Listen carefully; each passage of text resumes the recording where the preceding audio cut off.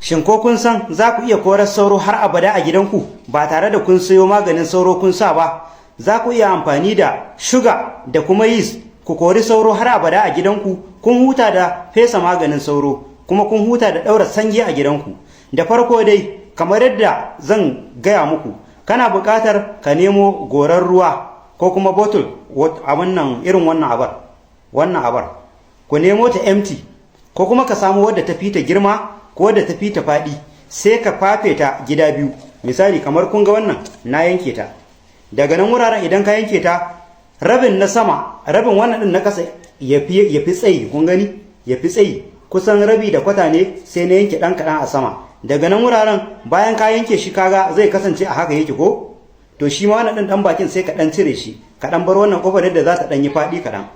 Idan ka yi wannan kuma sai ka tafasa ruwan zafi, ka tafasa ruwan zafi da siga a cikin shi. Idan ka tafasa ruwan zafi da siga a cikin shi, ruwan zafin ya kasance kamar kofi biyu haka ko kofi ɗaya, ya danganta da idan ƙwara ɗaya za ka yi ko ƙwara biyu. Idan ƙwara ɗaya za ka yi, ka tafasa kofi ɗaya na ruwan zafi. Idan ka tafasa ruwan sai ka sanya mishi shuga a cikin shi su tafasa tare. Bayan ka tafasa su sai ka zo ka samo ruwanka sai ka sa cikin wannan goran da ka fafe. Wannan goran da ka fafe, dama akwai ruwanka wanda ka tafasa siga a cikin shi, sai ka sa ruwan a ciki bayan ya huce. Ka sa shi, ka sa shi, ka sa. Kun ga ruwan na sa ko? Za ku ga cewa ga inda ruwan ya tsaya, kuma nan sama akwai space. Akwai space. Daga nan sai ka samo yeast sai ka zuba a ciki. Idan ka zuba yeast din, kar ka tona. Bayan ruwan ya huce fa kenan, ruwan da ka tafasa da siga, in ka zuba yeast din a ciki, kar ka tona. Kana zuba wannan yeast din a saman a cikin ruwan nan, sai ka ɗauko wannan ɗayan abun nan ɗin da ka yanke. Wannan sai ka sa shi ka ɗora shi a haka. Bayan ka ɗora shi a haka, za ga cewa nan ɗin ya yi ƙofa haka kamar funnel, kamar maɗuri, haka abin ɗura ruwa. Can kasa ƙofa akwai 'yar ƙofa da za ta shiga ciki.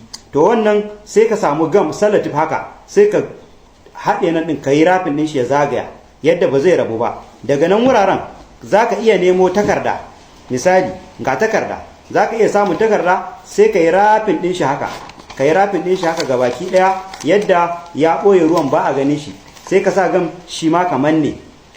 Amma zai fi kyau ka samu baƙin abu kamar leda baka, ko kuma ka samu dai wani abu baƙi wanda za ka yi rafin ɗin wannan kwalbar taka.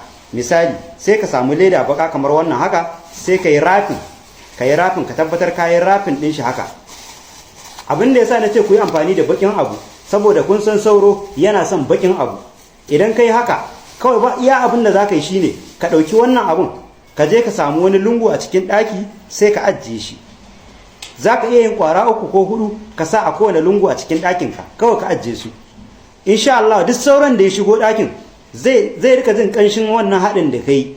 Abu ne wanda yake yana jan hankalin sauro sosai. Sauran ba zai tafi inda mutum yake ba, zai tafi inda wannan abun, domin wannan abun ya fi jan ra'ayin sauro akan yadda jinin mutum ke jan ra'ayin sauro. Saboda haka sauran da ya shigo zai wuce ya je nan wuraren, zai shiga cikin wannan funnel ɗin nan, zai shiga ya je ya tadda ruwan sai ya mutu. Da ya faɗa cikin ruwan zai mutu. To da haka idan sun taru sai ka je ka cire wannan abin sai ka zubar, sai ka ƙara yin wani haɗin sai ka sanya, sai ka je ka ajiye. Idan sauro miliyan zai shigo ɗakinka, to dukansu za su mutu. Kafin sauro ya je ya cije ka, sai ya fara zuwa wajen wannan abin da ka haɗa.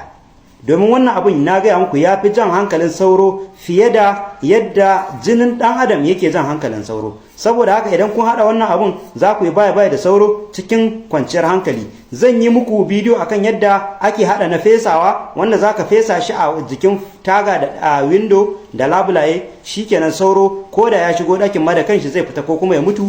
Amma idan bai shigo ba ma zai iya shigowa ɗakin ba. Don haka idan kuna so in muku bidiyo akan wannan, ku ce min kuna so a comment section. Sannan kar ku manta ku yada mini wannan bidiyon, domin ina yada ilimi ne domin mutanen mu a karu. Sannan ku min liking. Idan kana da tambaya ko wani bayani ko kuma wani abu da kake so in yi bidiyo akan shi, ka yi mini ka ajiye min a comment section, ko kuma ka tura min sako a private. Insha Allah zan duba kuma zan yi bidiyo akai.